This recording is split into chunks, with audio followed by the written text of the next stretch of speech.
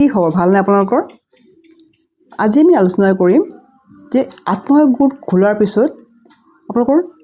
কি প্ৰসেস থাকে আপোনালোকে এই গোটটো আগুৱাই লৈ যাব পাৰিব যেহেতু আমাৰ 10 গৰাকী মহিলা মিলি পেলাই গোটটো খুলিব দিছে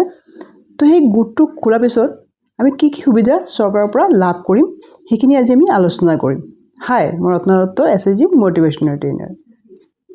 সো আপোনালোকে কি কৰে এটা আত্মসহায়ক গোট খোলে হয়নে এই 10 গৰাকী মহিলা মিলি পেলাই আপোনালোকে এটা আত্মসহায়ক গোট খোলাৰ পিছত আপোনালোকৰ কি সুবিধা বাৰু আপোনালোকে লাভ কৰিছে মোক কমেন্ট কৰি জনাব এটা আত্মসহায়ক গোট খোলাৰ পিছত চৰকাৰে কি কৰে আমাক 6 মাহ যোৱাৰ পিছত এটা ৰিভলভিং ফান্ড দিয়ে ৰিভলভিং ফান্ডটো কি আছে এটা অনুদান বুলি কোৱা হয় নহলে আৰএফ বুলি কোৱা হয় এই আৰএফৰ জৰিয়তে আমি কি কৰো আমাৰ এটা 15000 টকাৰ এটা অনুদান আমাক প্ৰথম অৱস্থাত দিয়ে তাৰ পিছত আকৌ 10000 টকা দিয়ে টোটাল 25000 আমাক এটা অনুদান দিয়ে কিহৰ কাৰণে দিয়ে যে আমি যাতে গোটটো আগুৱাই লৈ যাব পাৰো যেহেতু প্ৰথম অৱস্থাত আমাৰ গোটটো খোলাৰ লগে লগে আমাৰ সেভিংস নহয় অলপ সৰু সেভিংস হয় এই সেভিংসটো আমি একো কৰিব নোৱাৰো সেই কাৰণে চৰকাৰে কি কৰে অনুদান এটা দিয়ে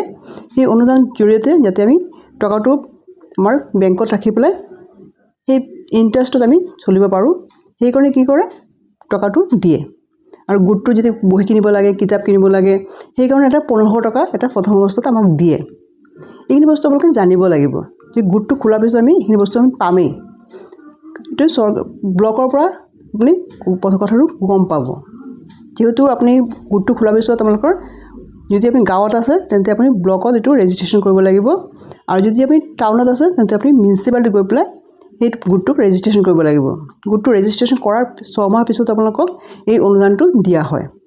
তাৰ পিছত আপোনালোকে লাহে লাহে এবছৰ যোৱাৰ পিছত আপোনালোকে লাহে লাহে বেংকৰ পৰা লোন ল'ব পাৰিব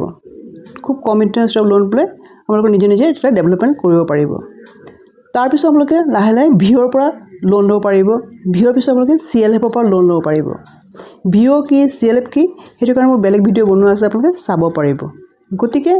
এটা গোট খোলাৰ পিছত আপুনি যি প্ৰসেছত যাব সেই প্ৰসেছটো আপোনালোকে জানিব লাগিব ফাৰ্স্ট অৱস্থা আপোনালোকক 15000 টকা দিয়ে গোটৰ বহিব কিনিবৰ কাৰণে সেকেন্ডত আপোনালোকক 15000 টকা দিয়ে এজ অনুদান এই অনুদানটো আপোনালোকে নিজৰ গোটৰ ডেভেলপমেন্টৰ কাৰণে লাগে তাৰ পিছত আকৌ 10000 টকা দিয়ে এটো ফাৰ্স্ট প্ৰসেছ 6 মাহ পিছত আপোনালোকৰ এই বস্তুটো দিয়া হয় নেক্সট আপোনালোকে লোন পাব তাৰ পিছত আপোনালোকৰ কাৰণে চৰকাৰী আঁচনিও থাকে আত্মসহায়ক গোটৰ মহিলাসকলৰ কাৰণে বহুতো চৰকাৰী আঁচনি দিয়া হৈছে সেইখিনি আপোনালোকে জানিব লাগিব যে আপোনালোকে কি আঁচনিৰ জৰিয়তে কি সুবিধা লাভ কৰিব সেইখিনি কাৰণে মোৰ এটা বেলেগ ভিডিও বনোৱা আছে আপুনি চাব পাৰে গতিকে এই গুটিখিনি কথা আপোনালোকে জানিব লাগিব তেতিয়া আপোনালোকে গোটটো কি কৰিব পাৰিব আগুৱাই লৈ যাব পাৰিব আৰু গোটৰ জৰিয়তে নিজৰ ডেভেলপমেন্ট কৰিব পাৰিব আৰু আপোনালোকে জানিব লাগিব যে এই 10 গৰাকী সদস্যৰ মাজত প্ৰেসিডেন্ট সেক্ৰেটাৰী কেনেকৈ হ'ব লাগে যেহেতু আমাৰ গোটটো এটা সংঘ হয় এই সংঘটোক আমি কি কৰিব লাগিব আগুৱাই লৈ যাব লাগিব তাৰ কাৰণে আমাৰ যে leader as a president secretary তেওঁলোক লিডাৰ হয় গতিকে এই লিডাৰ দুজনী আমাৰ গোটটোৰ কোনটো ভাল হ'ব কি হ'ব সেই গুটিখিনি জানিব লাগিব আৰু সেই কাৰণে গোটটোক আগুৱাই লৈ যাব পাৰিব অকল গোটৰ টকা ললো আৰু গোটৰ মিটিং কৰিলো তাতে সমাপ্ত নহয় যাতে গোটটোক আমি